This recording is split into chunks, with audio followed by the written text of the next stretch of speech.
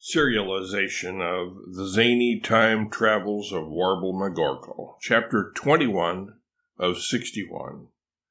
Warble explains the true purpose of concentration camps. Warble pauses, allowing the suspense and anticipation to build, and then says, "One of the greatest causes of problems throughout history have been Jews with a bad pH balance." Bad balance? You mean they tended to fall off trampolines and such? Albert inquires. No, silly, I'm talking about the acidic Jews. Acidic Jews? Ward hears himself ask. Sure, I guess they're full of you-know-what and vinegar, making them acidic, and that's what makes them so surly. What do you propose to do about it, Warble? Mary sarcastically asks. We'll slip some sand and salt into their matzo balls. That'll straighten them up and balance them out. You've never heard of alkaline Jews or loamy Jews causing trouble, have you? Well, no, but, Albert reasons aloud. There's no buts about it, Jode. Warble rests his case. I proved it to you plain and simple, and you've got nothing to retort in reply now, do you? Well, I do have a question, Ward says.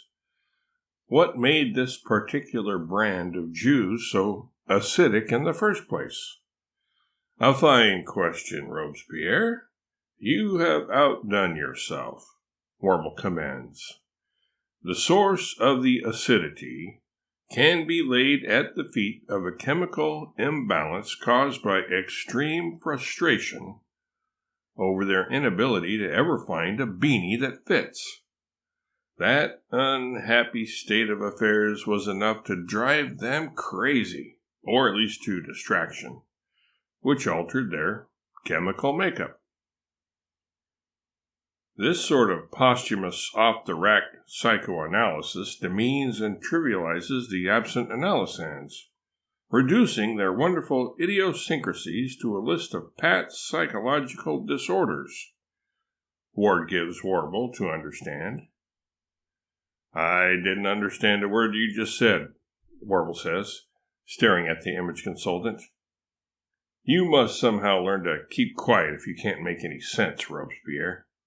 Anyway, Warble continues with a wave of his hand, to get back to all the calamities caused by forgetfulness and failing to concentrate. The reason why people were sent off to camp in World War II in the first place, by the way, was to help them learn how to concentrate. If they had mastered the art beforehand, or had a PPA, he exclaims, looking around at all to make sure they got the implication, they wouldn't have ended up there, as there would have been no need for the remedial training they got in the art of concentrating in those camps. I don't think that word means what you think it means, Warble, Ward interjects. What word, Robespierre? Warble demands. Are you of all people, with your highfalutin, gold-plated, kid-glove, diamond breastpin jargon, accusing me of malapropism?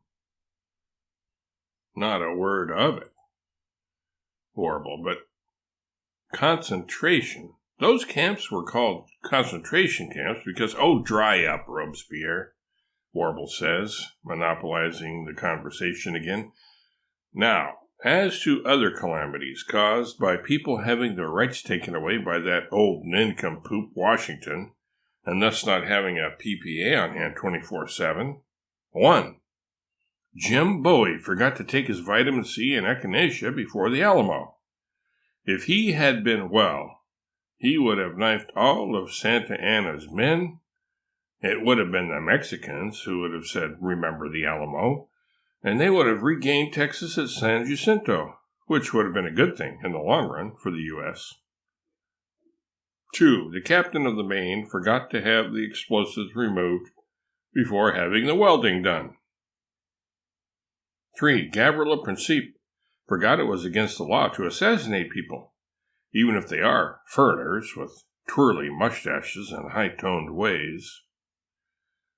4. Investors forgot to sell high in 1929. 5. Men in the crow's nests at Pearl Harbor in 1941 infamously forgot to always expect the unexpected. 6. On 9/11, Muslim terrorists forgot that Islam is a peaceful religion. It is? Inquires Ward, eyebrow raised, consternation written on his brow. After Warble quickly writes it there with a magic marker, that is, one he keeps on hand for just such occasions. Naturally, Robespierre. Take Muhammad Ali, for instance. When he was Cassius Clay, a Catholic, I think, and a grandson of Henry Clay, the old abolitionist, he was violent, beating people's brains in or out at the drop of a hat or the ringing of a bell. After converting to Islam, though, the former pugilist married Jane Fonda and refused to kill Vietnamese fishermen. Ward slaps himself on the side of the head as if he's climbing out of a public swimming pool with water-clogged ears, and then vigorously rubs his temples with his index and middle fingers while wearing the expression of a sufferer of migraines, inadvertently smearing the word consternation all over his forehead until Warble's calligraphy is not even legible to a journeyman pharmacist. Just because I mentioned the amazing factoid that Clay/Ali was a Catholic doesn't mean you have to give us a show and not tell Ash Wednesday performance, Robespierre. Get serious and show some respect, Warble yells.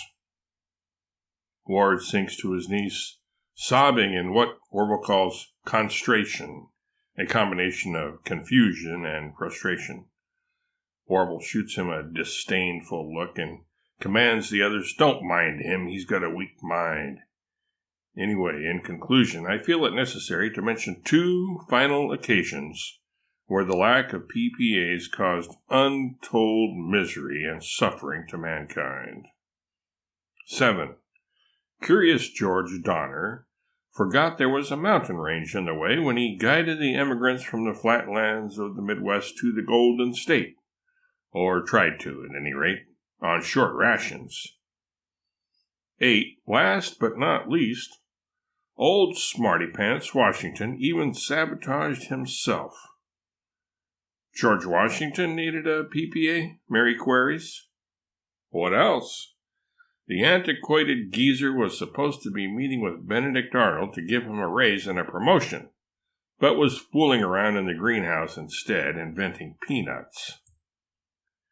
This negligence to accord honor and prestige to Arnold caused him to, understandably, I'm sure you'll all admit, go on strike and nullify the final year of his contract. He became a free agent and signed on with his former team, who quite cleverly and somewhat cagily promised him accolades, shoulder decorations, a comfortable pension, and all the ale he could drink. And, Cumpy asks, shaking his head in bewilderment, and the old envy-inducing peanut inventor went to live in that miserable swamp known as Washington, D.C., in a whitewashed headquarters building. What's the name of it again? The presidential mansion, I mean? The White House, Warble, Mary answers, rolling her eyes and shaking her head. She turns to Mary Ann and mutters under her breath, "How can he be so full of other information and not know that?"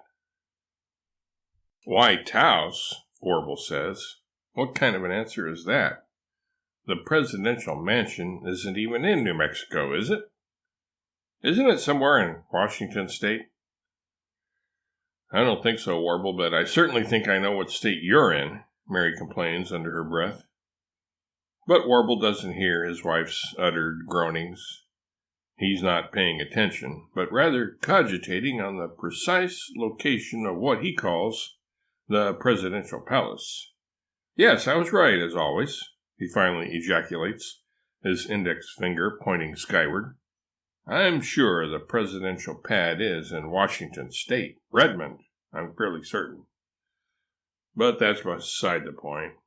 The point is that the name of the joint is the White House. Casablanca, in other words.